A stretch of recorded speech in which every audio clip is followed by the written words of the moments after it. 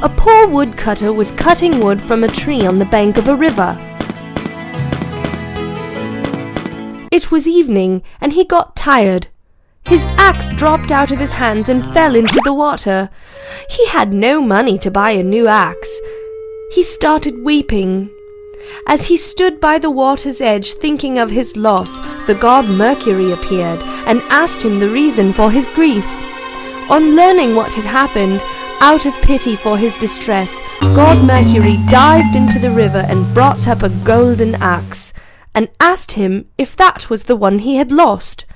The woodcutter replied it was not. The god Mercury then dived a second time and brought up a silver axe, and asked if that was his.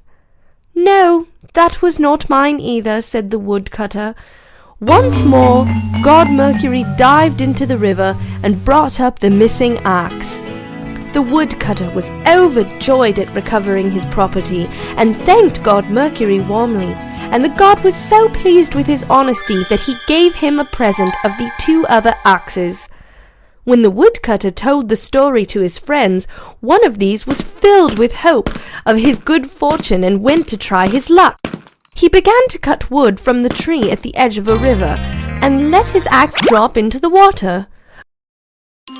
God Mercury appeared as before, and on learning that his axe had fallen in, he dived and brought up a golden axe, as he had done on the previous occasion. On a view of the golden axe, the fellow cried, "That's mine! That's mine!" and stretched out his hand for the prize.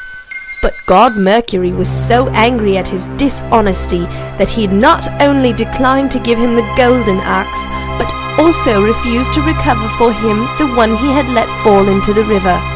The moral of the story is, honesty is the best policy.